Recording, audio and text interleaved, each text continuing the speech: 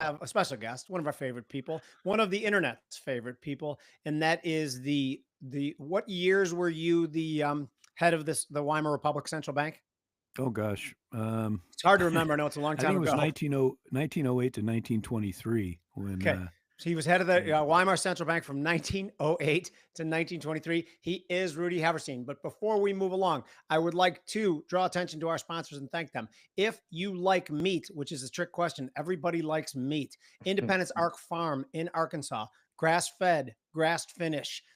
We all complain about how these big conglomerates are taking over our food source. Well, we have a choice. Why don't we source from small independent farms? Independence Arc Farm. Marco's a great guy. Get in touch with him. Follow him on Twitter. Go to his website. The meat is fantastic. And it's grass-fed, grass-finished, which supposedly, which I fully believe, much, much healthier. Rudy, tell the people first off where they can find you.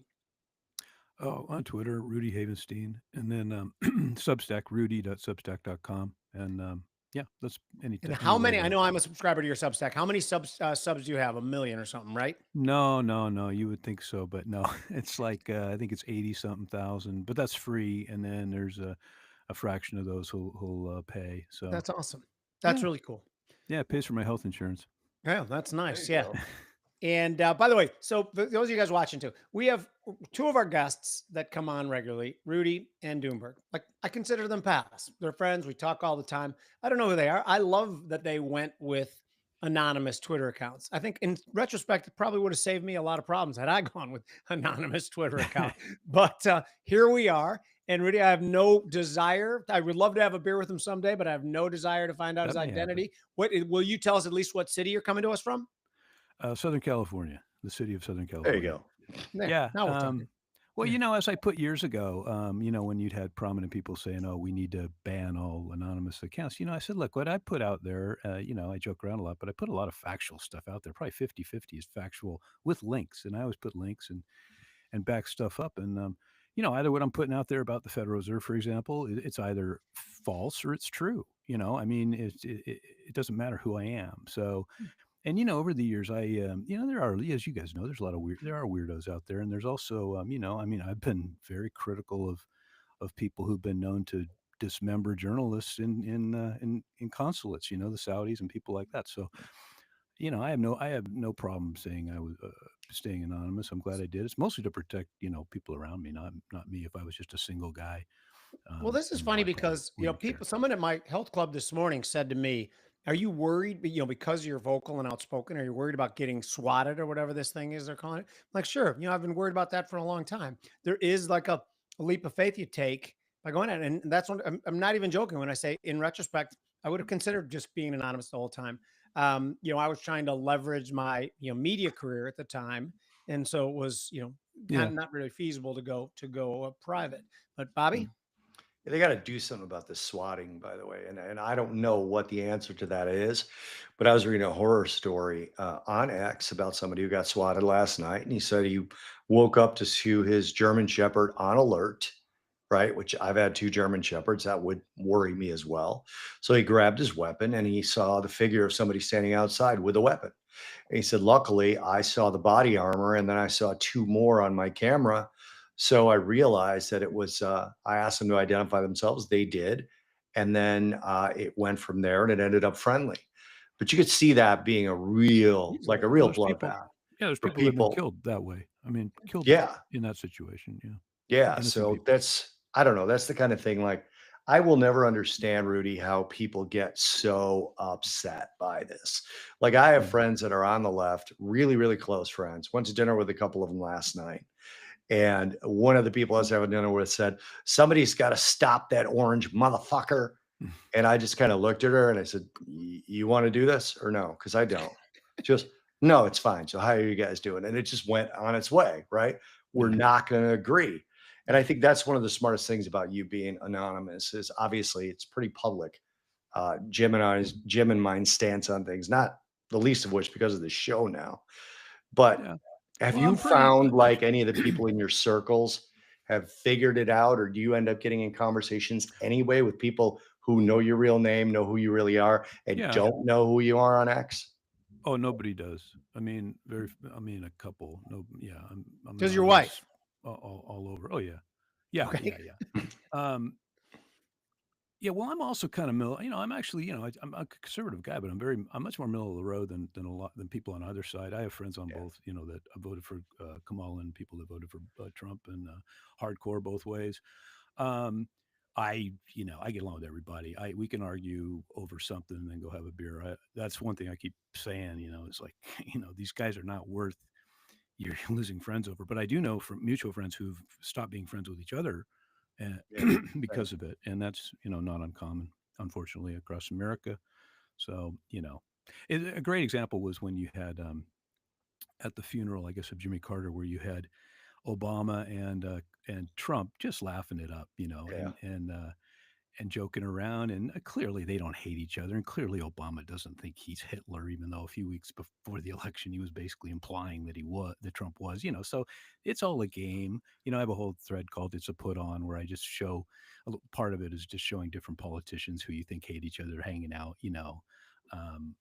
I think they play for their bases, and they throw raw meat out there, but behind the scenes, I think most of these guys know basically it's about them making a lot of money being in the Senate for 40 years or something. They don't Oh hate yeah. each other, I don't think. And in some cases you do. Maybe the younger members, the squad and people like that, maybe they really hate Trump and want him to have bad things happen to him. But I don't. I think it's all a game, and I think they love playing the D versus R game, which I tell people we got to get out of that because there's only one. As I said the other day, there's two parties in this country. There's the party that wants to send 18-year-old Americans to Syria to fight in a religious war, and then there's the wackos. So because both, one of my big things besides the Federal Reserve kleptocracy is the warmongers. And I grew up as a Cold War hawk, so I know the talking points. I'm not a pacifist, but I really when someone starts ranting from their air conditioned armchair about why we need to go bomb some country they couldn't find on a map, I say something. That's my problem. I said today, when I see something that bugs me, I'll speak up, and I don't care if it's just some random guy with 5 followers or whether it's President Trump, or Biden. So anyway, I try and stay middle of the road, and just these guys are not worth losing friends and family over. So I want to get your opinion on the Department of Government Efficiency, DOGE. And I saw something by Kat Timpf, and I'm not sure when she said it. I think it was probably right when DOGE started, but it was a great analogy as to Democrats getting upset with Elon Musk for finding some of the things he's finding. She said that's like your cheating boyfriend being mad that you went through his phone Mm. and not addressing what you found in his phone, just being mad about you having gone through it. How can I trust you if you're going to go through my things, and not addressing the things they found? But I was reading one of your tweets, and the reason I really wanted to ask you this, because I do think of you as center right. I don't think of you as right.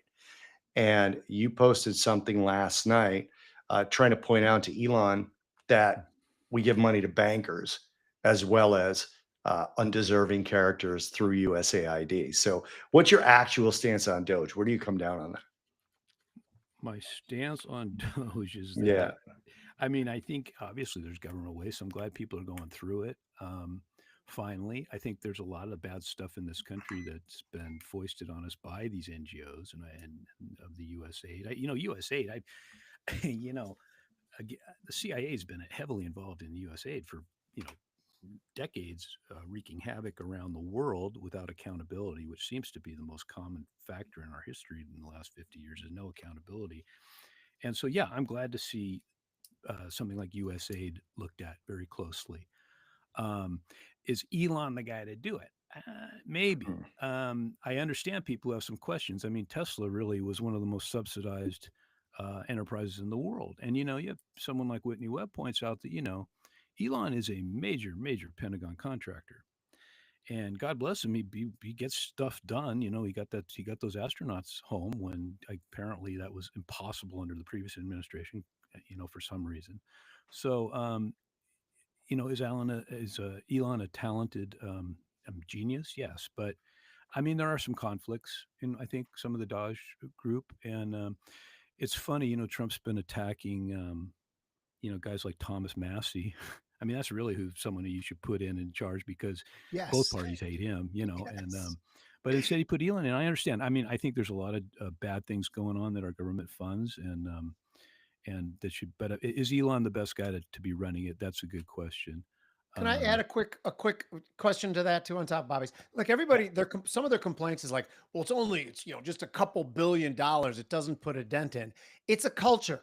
It's a culture Right. thing to me. I want to move toward a culture where you don't even take home a box of staplers from your office if you work for the government because you are sworn to uphold and to spend wisely the American people's money. Do you agree with me, or do you think it's just like throwing a deck chair off the Titanic? No, I agree, and I think that when I see and they were on Jesus the other night. I saw them, Galloway and Kara Swisher, two of my favorite people on CNN or something going off. And, the way they phrase it about this DOGE is, it's the end of the democracy. It's Nazism, something really bad. And but Joe Sixpack at home that's watching Newsmax or Fox or whatever goes, they spent 100 grand of my money on a transgender opera down in, Guatemala. What the hell? So, there's both sides are just looking at it through. I mean, I think you got your Joe Sixpack common sense, like, why the heck is my money paying for sex change surgeries in, Turkey or something? And and you've got the Galloways and the Kara Swishers, the same type of people who just they've been wrong and everything forever. And they're like going, it's the end of the world as we know it, And I think the truth is somewhere in between, but probably a lot more like maybe we shouldn't be spending all this money. I mean, I speak up too when we send billions to Ukraine and to Israel, or to Saudi Arabia. I mean, I don't think we should be doing that. Um, there's a great article I keep referencing from 2023, I think, about Scranton and how Scranton, the people there, they don't care about Ukraine. Their economy is bad. The American way of life seems to be slipping away. It's just not the America. There's crime, and Trump, of course, is Mr. MAGA, and then he comes in, and what's his first thing he's doing? He's worried about Israel and about Ukraine, and I know he's trying to get us out of Ukraine, and that's good. Just like, to be honest, it was good for Biden to get us out of Afghanistan, even though the way he did it was like, let's pick the most screwed up way of doing it. We were in Afghanistan 20 years. You would think they might have had an exit strategy that didn't Nope, involve, not handing so over all our much. equipment. But I mean, but in the long run, it's good we got out of there. And I know Trump's trying to get us out of Ukraine. Okay. And I'll criticize when I think they deserve it, and I'll praise them when I think they deserve Right. it. So. So my next question was going to be about, because Jennifer Evans, who's a good friend of the show, good friend of ours, wants to talk about bubble creation and where we are as far as going forward. And I do want to talk about that. But the Ukraine thing, that was the craziest thing to me. So Russia invades the Ukraine, and literally it's like the next day, everyone on the left is flying Ukraine, but we don't know shit about this conflict. Yeah. And yet all of a sudden somebody got a memo like you're going to support Ukraine. How are they getting out the message? Like, Well, how do they disseminate that ivermectin is bad and it will kill you, and then every news station covers it? Is there really like a talking point thing that goes out to the media, and then all these mindless half-wit drones look at it and say, Ukraine good, we yeah. need to give them money? What the hell is going on? I think there is, and I think it's on both sides, to be honest with you. I do think that there's some sort of memo that goes out because you'll see so many from all the, the million follower, check mark, blue check tweeters. They'll all be pushing the same narrative at the same time. If you go back a few years before, what was it, 2022, there were a lot of articles in magazine or publications like The Guardian that talked about the Nazi problem in Ukraine and the corruption problem in Ukraine. And then those disappeared immediately. And they went to heroism and, all this other stuff. I mean, but people forget history. There's a lot of history that goes on in Ukraine. 2014 was a big pivotal year, and we had, we interfere. Nobody interferes with elections more than the United States government. Hell I mean, no, right. that's just a fact. Yeah. And so there are consequences. We have, my whole life has been nothing but blowback for our foreign policy mistakes. And I said the other day, we don't, our foreign policy in my life, the last 50 years has not been in the interest of the United States of America. Now, it's been in the interest of either other countries or perhaps a small subset of the United States of America, like the defense industrial complex or something that, Eisenhower and even JFK warned us about, I think. So, and speaking of which, right before we came on here, I was looking and I didn't see any JFK revelations trending. And by my watch, it was about, I don't know, 4.5 hours ago that the files were released. So I'm hanging here on bated breath.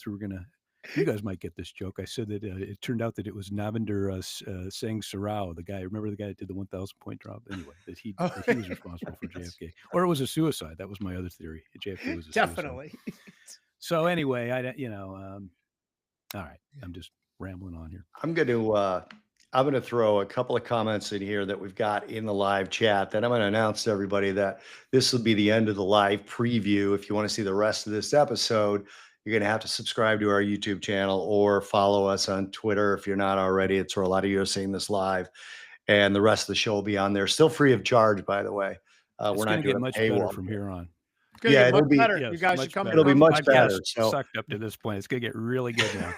I'm going to read just three of the comments that we got here. One ends with a question from our buddy Tim. But first of all, Brian said politics has replaced religion. Religious differences used to impede friendships and relationships.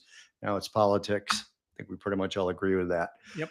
But here's Tim's comment for you well- and a question, Rudy. Go ahead, Rudy.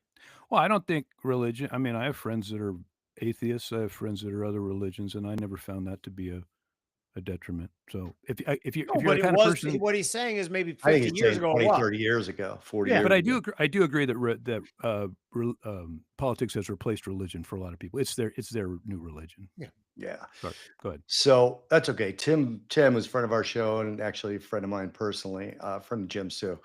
Said under FDR, when Dems spent money, they got things done, i.e. TVA Hoover Dam. Under Obama and Biden, they couldn't build a high-speed rail in California with 30 billion or build ADV chargers for 7.5 billion. My question for Rudy is, how can the Dems spend so much money and get almost nothing done? I'm going to cut the live stream after this answer. Call on me after Rudy. Go, Rudy. They missed out on my answer. Well, I mean, I have a running joke for years. Where's our Hoover Dam? I mean, look how much we spent in 2008, and then we blew that up in 2020. Most of it went, to the hedge funds and the banks. So we got, here's $1,200 for us, and then that caused inflation. But how can that happen? I guess corruption. I mean, and I'm not. It's bipartisan. I think if the Democrats are in power, the corruption tends to be more Democrat, and vice versa. If it's Republicans, same way. Yeah, there's no accountability. When was the last time a defense contractor went to jail for overcharging or fraud? It just doesn't Right. happen. Right. Eric Holder, who's one of the worst things that ever happened to the United States, he actually made up the too big to jail theory, where we can't charge Citibank or J.P. Morgan with crimes. We can, but we're not going to charge the executives who committed the crimes. We're going to make the shareholders pay for it and the brick and mortar that committed the crimes. That's huge. And I keep going back. There's no accountability. Where's the accountability for the entire Federal Reserve FOMC that called for higher inflation as recently as 2020, 2021, and which basically substantially, permanently material harmed hundreds of millions of Americans. Those people, most of them still have their jobs. The one that left went to pursue higher paying pursuits, as they all do. There's no accountability for that. I mean, that was a financial war crime, and nobody makes a peep about it. And Rudy, to put a finer point on that too, like it's not like it was just, he tried his best and he made a mistake. It's literally in 2021, June of 2021, CPI was already over 5%. The housing market was inarguably on fire.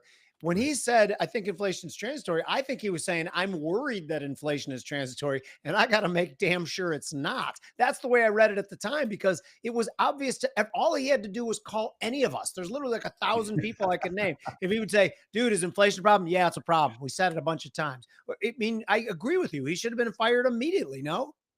Absolutely. But they don't talk to people like you and me. They live in their little bubble.